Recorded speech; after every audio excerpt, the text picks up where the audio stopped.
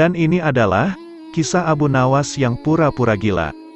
Abu Ali Al-Hasan bin Hani Al-Hakami, tahun 756 sampai 814 Masehi, dikenal sebagai Abu Nawas. Ia seorang pujangga Arab, dilahirkan di kota Ahvaz, Persia. Darah Arab dan Persia mengalir di tubuhnya. Abu Nawas dianggap sebagai salah satu penyair terbesar sastra Arab klasik. Ia digambarkan sosok yang bijaksana sekaligus kocak. Dia juga dianggap sebagai sufi. Cerita berikut dinukil dari kisah 1001 Malam. Ayah Abu Nawas adalah penghulu kerajaan Baghdad bernama Maulana. Pada suatu hari sang ayah yang sudah tua itu sakit parah dan akhirnya meninggal dunia. Abu Nawas dipanggil ke istana. Ia diperintah Sultan untuk mengubur jenazah bapaknya itu sebagaimana adat Syekh Maulana. Apa yang dilakukan Abu Nawas hampir tiada bedanya dengan Kadi Maulana, baik mengenai tata cara memandikan jenazah hingga mengafani, menyalati dan mendoakannya. Itu sebabnya Sultan bermaksud mengangkat Abu Nawas menjadi kadi atau penghulu menggantikan kedudukan ayahnya. Namun, demi mendengar rencana sang Sultan, tiba-tiba saja Abu Nawas yang cerdas itu tampak berubah menjadi gila, usai upacara pemakaman ayahnya. Abu Nawas mengambil sepotong batang pisang dan diperlakukannya seperti kuda.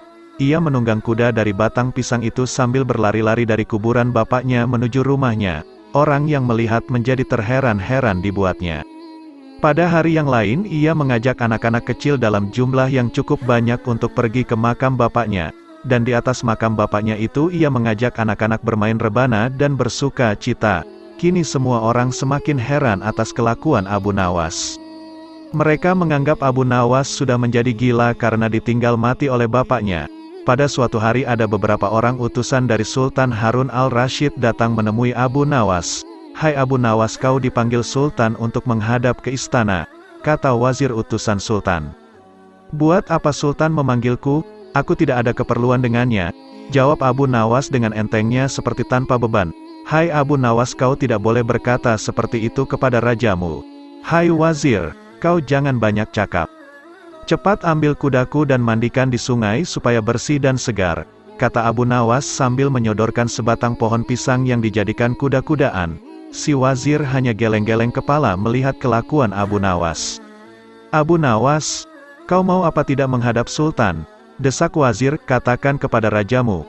"Aku sudah tahu maka aku tidak mau," jawab Abu Nawas. "Apa maksudnya Abu Nawas?" tanya wazir penasaran. "Sudah pergi sana, bilang saja begitu kepada rajamu," serga Abu Nawas sembari menyaruk debu dan dilempar ke arah si wazir dan teman-temannya. Si wazir segera menyingkir dari halaman rumah Abu Nawas. Mereka laporkan keadaan Abu Nawas yang seperti tak waras itu kepada Sultan Harun al-Rasyid. Dengan geram Sultan berkata, "Kalian bodoh semua, hanya menghadapkan Abu Nawas kemari saja tak becus. Ayo pergi sana ke rumah Abu Nawas, bawa dia kemari dengan sukarela ataupun terpaksa."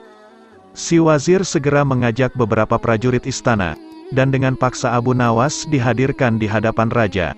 Namun lagi-lagi di depan raja Abu Nawas berlagak pilon, bahkan tingkahnya ugal-ugalan tak selayaknya berada di hadapan seorang raja. Abu Nawas bersikaplah sopan, tegur Baginda.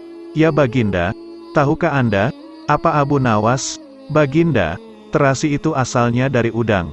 "Kurang ajar kau menghinaku Nawas." "Tidak Baginda, siapa bilang udang berasal dari terasi?" Baginda merasa dilecehkan. Ia naik pitam dan segera memberi perintah kepada para pengawalnya. "Hajar dia, pukuli dia sebanyak 25 kali. Wah. Abu Nawas yang kurus kering itu akhirnya lemas tak berdaya dipukuli tentara yang bertubuh kekar. Usai dipukuli Abu Nawas disuruh keluar istana. Ketika sampai di pintu gerbang kota, ia dicegat oleh penjaga. "Hai Abu Nawas, tempo hari ketika kau hendak masuk ke kota ini kita telah mengadakan perjanjian. Masa kau lupa pada janjimu itu? Jika engkau diberi hadiah oleh Baginda maka engkau berkata, 'Aku bagi 2, engkau 1 bagian, aku 1 bagian.' Nah, sekarang mana bagianku itu, hai penjaga pintu gerbang? Apakah kau benar-benar menginginkan hadiah Baginda yang diberikan kepada tadi?" "Iya, tentu itu kan sudah merupakan perjanjian kita." "Baik, aku berikan semuanya, bukan hanya 1 bagian." "Wan, ternyata kau baik hati Abu Nawas. Memang harusnya begitu. Kau kan sudah sering menerima hadiah dari Baginda. Tanpa banyak cakap lagi Abu Nawas mengambil sebatang kayu yang agak besar lalu orang itu dipukulinya sebanyak 25 kali. Tentu saja orang itu menjerit-jerit kesakitan dan menganggap Abu Nawas telah menjadi gila. Setelah penunggu gerbang kota itu kelengger Abu Nawas meninggalkannya begitu saja. Ia terus melangkah pulang ke rumahnya. Sementara itu si penjaga pintu gerbang mengadukan nasibnya kepada Sultan Harun al-Rasyid. "Ya, Tuanku Syah Alam, ampun beribu ampun. Hamba datang kemari mengadukan Abu Nawas yang telah memukul hamba sebanyak 25 kali tanpa suatu kesalahan. Hamba mohon keadilan dari Tuanku Baginda." Baginda segera memerintahkan pengawal untuk memanggil Abu Nawas.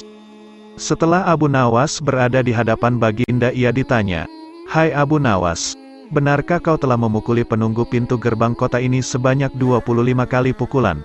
Berkata Abu Nawas, "Ampun Tuanku, hamba melakukannya karena sudah sepatutnya dia menerima pukulan itu." "Apa maksudmu? Coba kau jelaskan sebab musababnya kau memukuli orang itu," tanya Baginda. "Tuanku," kata Abu Nawas, "hamba dan penunggu pintu gerbang ini telah mengadakan perjanjian bahwa jika hamba diberi hadiah oleh Baginda maka hadiah tersebut akan dibagi dua. Satu bagian untuknya, satu bagian untuk saya. Nah pagi tadi hamba menerima hadiah 25 kali pukulan. Maka saya berikan pula hadiah 25 kali pukulan kepadanya. Hai penunggu pintu gerbang, benarkah kau telah mengadakan perjanjian seperti itu dengan Abu Nawas?" tanya Baginda. "Benar Tuanku," jawab penunggu pintu gerbang. "Tapi hamba tiada mengira jika Baginda memberikan hadiah pukulan." "Haha dasar tukang peras, sekarang kena batunya kau," sahut Baginda. Abu Nawas tiada bersalah. "Bahkan sekarang aku tahu bahwa penjaga pintu gerbang kota Baghdad adalah orang yang suka narget, suka memeras orang. Kalau kau tidak merubah kelakuan burukmu itu sungguh aku akan memecat dan menghukum kamu." "Ampun Tuanku," sahut penjaga pintu gerbang dengan gemetar. Abu Nawas berkata, "Tuanku, hamba sudah lelah, sudah mau istirahat. Tiba-tiba diwajibkan hadir di tempat ini. Padahal hamba tiada bersalah. Hamba mohon ganti rugi. Sebab jatah waktu istirahat hamba sudah hilang karena panggilan Tuanku. Padahal besok hamba harus mencari nafkah untuk keluarga hamba." Sejenak Baginda melengak, terkejut atas protes Abu Nawas. Namun tiba-tiba ia tertawa terbahak-bahak. "Hahaha, jangan khawatir Abu Nawas." Baginda kemudian memerintahkan bendahara kerajaan memberikan sekantong uang perak kepada Abu Nawas. Abu Nawas pun pulang dengan hati gembira. Tetapi sesampai di rumahnya Abu Nawas masih bersikap aneh dan bahkan semakin nyentrik seperti orang gila sungguhan. Pada suatu hari Raja Harun al-Rasyid mengadakan rapat dengan para menterinya. "Apa pendapat kalian mengenai Abu Nawas yang hendak kuangkat sebagai kadi?" Wazir atau Perdana Menteri berkata, "Melihat keadaan Abu Nawas yang semakin parah otaknya maka sebaiknya Tuanku mengangkat orang lain saja menjadi kadi." Menteri-menteri yang lain juga mengutarakan pendapat yang sama. "Tuanku, Abu Nawas telah menjadi gila karena itu dia tak layak menjadi kadi. Baiklah, kita tunggu dulu sampai 21 hari, karena bapaknya baru saja mati. Jika tidak sembuh-sembuh juga bolehlah kita mencari kadi yang lain saja." Setelah lewat 1 bulan Abu Nawas masih dianggap gila, maka Sultan Harun al-Rasyid mengangkat orang lain menjadi kadi atau penghulu kerajaan Baghdad. Konon dalam suatu pertemuan besar ada seseorang bernama Polan yang sejak lama berambisi menjadi kadi. Ia mempengaruhi orang-orang di sekitar Baginda untuk menyetujui jika ia diangkat menjadi kadi. Maka tatkala ia mengajukan dirinya menjadi kadi kepada Baginda, maka dengan mudah Baginda menyetujuinya. Begitu mendengar Polan diangkat menjadi kadi maka Abu Nawas mengucapkan syukur kepada Tuhan. "Alhamdulillah, aku telah terlepas dari balak yang mengerikan. Tapi, sayang sekali kenapa harus Polan yang menjadi kadi?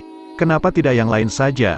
Mengapa Abu Nawas bersikap seperti orang gila?" Ceritanya begini.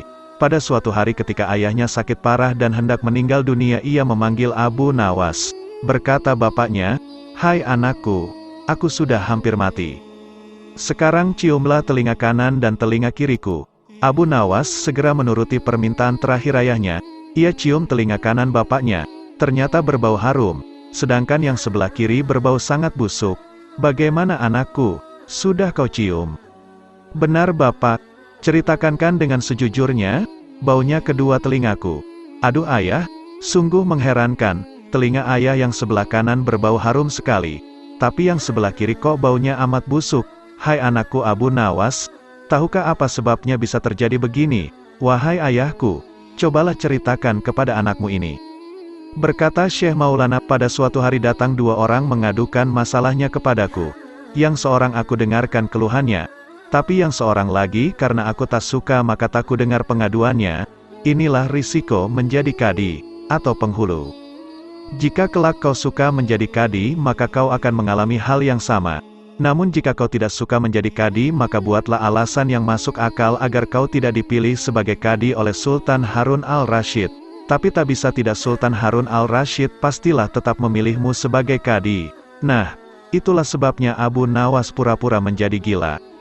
Hanya untuk menghindarkan diri agar tidak diangkat menjadi kadi. Seorang kadi atau penghulu pada masa itu kedudukannya seperti hakim yang memutus suatu perkara. Walaupun Abu Nawas tidak menjadi kadi, namun dia sering diajak konsultasi oleh sang raja untuk memutus suatu perkara. Bahkan ia kerap kali dipaksa datang ke istana hanya sekadar untuk menjawab pertanyaan baginda raja yang aneh-aneh dan tidak masuk akal.